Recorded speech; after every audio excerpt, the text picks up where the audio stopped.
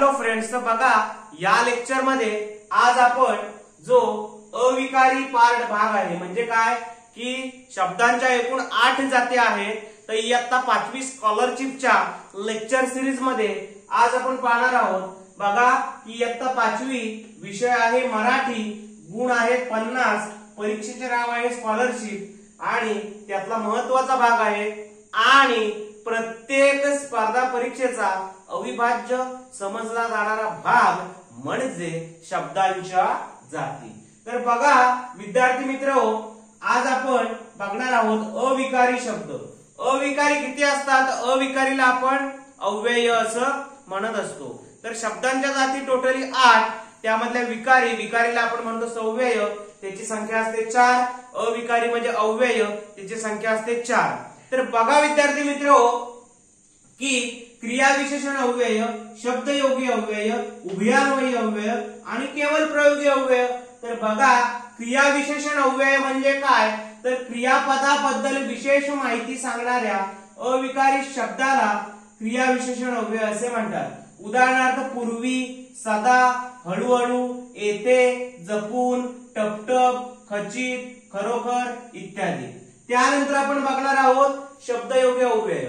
शब्दयोगी अव्यय म्हणजे काय, जे शब्द नामांना किंवा सर्वनामांना जोडून येतात व वाक्यातील शब्दांचा संबंध दर्शवितात त्या अविकारी शब्दांना शब्दयोगी अव्यय असे म्हणतात. उदाहरणार्थ घरापुढे, ढगामागे, तिच्यासाठी. त्यानंतर आपण उभयान्वयी अव्यय म्हणजे काय ते पाहणार आहोत. उभयान्वयी अव्यय म्हणजे काय की दोन शब्द किंवा दोन वाक्य जोडणाऱ्या अविकारी शब्दाला उभयान्वयी अव्यय असे म्हणतात. उदाहरणार्थ आणि, व, परंतु, किंवा, म्हणून इत्यादी. त्यानंतर बघा केवळ प्रयोगी अव्यय म्हणजे काय, तर केवळ प्रयोगी अव्यय म्हणजे मनातील भावना व्यक्त करणाऱ्या उद्गारवाची अविकारी शब्दाला केवळ प्रयोगी अव्यय असे म्हणतात. उदाहरणार्थ अरे अरे, शाबास, अरे, बापरे, चट, चूप, हाय इत्यादी. तर विद्यार्थी मित्र बघा की काय आहे की क्रियाविशेषण अव्यय म्हणजे काय की विद्यार्थी मित्र विशेषण कसं असतं की नामाबद्दल अधिक माहिती सांगणाऱ्या शब्दाला आपण विशेषण असं म्हणतो. म्हणजे काय की राम हा एक मुलगा आहे आणि राम हा एक बुद्धिमान मुलगा आहे. याच्यामध्ये बघा बुद्धिमान या शब्दामुळे या वाक्याला एक सौंदर्यपूर्ण रूप प्राप्त झालेलं आपल्याला पाहायला मिळेल. तसंच आहे क्रियापदाची अधिक माहिती सांगणारा शब्द आहे त्याला आपण क्रियाविशेषण अव्यय असं म्हणत असतो. तर बघा क्रियाविशेषण अव्यय म्हणजे काय, क्रियापदाबद्दल विशेष माहिती सांगणारा शब्द किंवा क्रियापदाबद्दल विशेष माहिती सांगणाऱ्या अविकारी शब्दाला आपण क्रियाविशेषण अव्यय असं म्हणतो. उदाहरणार्थ पूर्वी, सदा, हळूहळू, येथे, जपून, टपटप, खचित, खरोखर इत्यादी.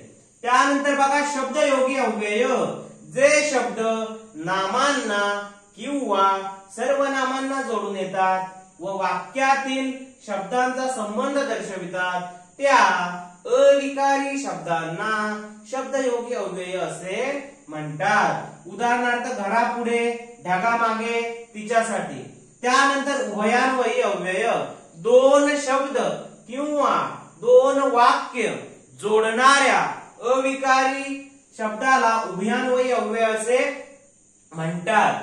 उदाहरणार्थ आणि, व, परंतु, किंवा, म्हणून इत्यादी. त्यानंतर बघा केवळ प्रयोगी अव्यय म्हणजे काय, तर मनातील भावना व्यक्त करणाऱ्या उद्गारवाची अविकारी शब्दाला केवळ प्रयोगी अव्यय असे म्हणतात. उदाहरणार्थ अरे अरे, शाबास, अरे, बापरे, चट, चूप, हाय इत्यादी. तर विद्यार्थी मित्र या लेक्चर मध्ये आपण क्रियाविशेषण अव्यय, शब्दयोगी अव्यय, उभयान्वयी अव्यय, बघा क्रियाविशेषण अव्यय, शब्दयोगी अव्यय, उभयान्वयी अव्यय आणि केवळ प्रयोगी अव्यय यांची जी माहिती आहे ती इन डिटेल मध्ये पाहिलेली आहे.